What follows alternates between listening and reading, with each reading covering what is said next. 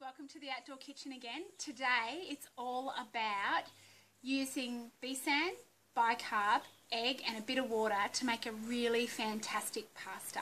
Now bicarb is my secret ingredient. It lightens it, it softens it, and when you cook it you actually get a really beautiful bite to the pasta, which all those poshies like to call al dente. Alright, so what do you need? Let's have a look in the bowl. What I've got in here is 3/4 of a cup of chickpea flour or besan. Now, this is a single serve in our household. If you want to double it, 3/4, 1 egg, so you work it out, 2 3/4, 2 eggs, that kind of stuff. But basically, all I need is a little mixing bowl, some non-stick baking paper, a handful of ingredients, and a knife, and we're going to make some really awesome pasta. Into this 3/4 of a cup, I actually just put in a pinch and maybe a little bit more of bicarb, and we just give that a bit of a stir up with the knife. Really simple stuff. This is all about, you know, being able to have a handful of ingredients in your pantry and doing some really cool stuff. Alright, 1 egg, in it goes. Now that's about a 70 grammer, I think. I'm not quite sure how free range chookies lay 70 gram eggs, but apparently they do. Alright, now what I want you to think about is not overworking this. You want it to be soft and you want it to be really delicious and a really good quality pasta, minus the wheat and minus the gluten. So all I do is I just cut through it with a knife. It's really simple. Now you can see that's starting to come together like pastry.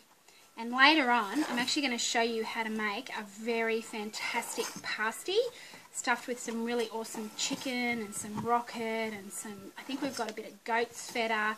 Anyway, that's for later. So right now, back on our pastry, that's starting to come together beautifully. Now, what you need is some non-stick baking paper, and just like normal pastry or pasta, what we need to do is put some awesome chickpea flour down on the bench so it doesn't stick. Now don't worry about it drying out too much because it won't. This is a really awesome mix. It's got a lot of it's just really pliable, but it's still quite sticky. So what I keep doing is I just put it in a bit more of the chickpea flour, because eventually we're going to roll it out really thin and cut it into some really beautiful pastry. I keep saying pastry, I mean pasta. I guess I keep saying pastry because this same recipe can also be used for the pasties, which I'll show you a bit later on. So you can see, let's move our little eggie out of the way, you can see that we're actually starting to get a really beautiful, fantastic pasta dough. But it's still quite sticky. You can still see it sticking to my hands a bit. Don't fear, just keep adding some more of the chickpea flour. And we just keep giving it a bit of a knead. Now it's okay to give this a good knead. It's not going to make the pastry... My God, guys, do you reckon I should edit this video? No, we'll keep going. It's not going to make the pasta, pastry? Yeah, okay. So it won't dry it out so much that it's actually going to not be a really beautiful al dente soft pasta to eat. But it does still get really tacky. So, and that's why you need some non-stick baking paper, put out your chickpea, and this is the key to it. You really need to make sure that you dust this really well, because when we get our trusty rolling pin, you know what? It's pretty simple. Look at that. You actually really want to be able to roll it out, lift it up, turn it over. Roll it out, keep turning it,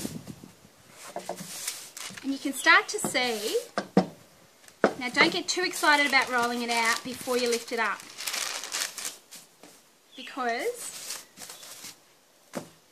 turn it over, and it's really forgiving. What will happen is, you get too excited like I do about rolling it out really thin, that you forget that you're actually starting to stick it to the non-stick baking paper.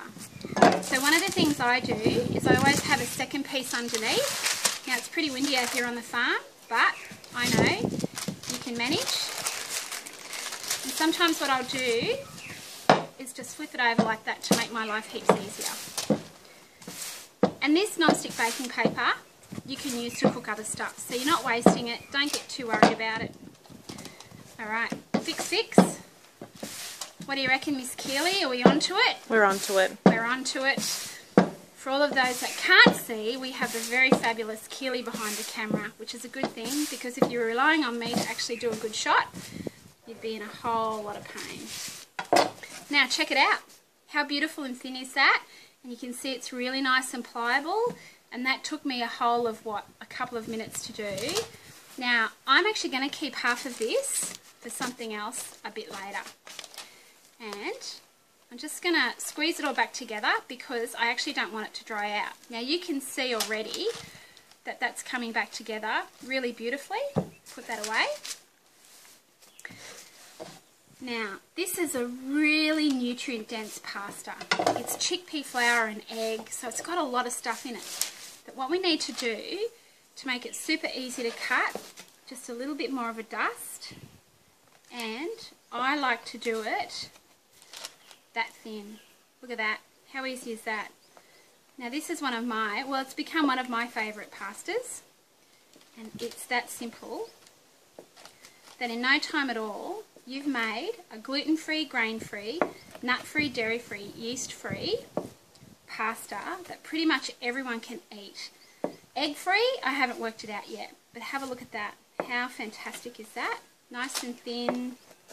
Now, all you need to do to cook it is bring a big pot of water with some salt in it to the boil, throw this pasta in, take it out in 5 minutes. And you know what? We're actually going to come back a bit later, and I'm going to show you how to drain it, how to add some olive oil and a bit of salt and pepper so it doesn't stick together and it becomes your new pasta in your home.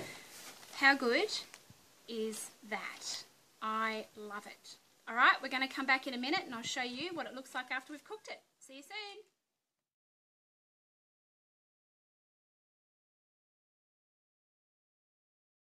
So we're back with our fantastic pasta, not pastry, but pasta.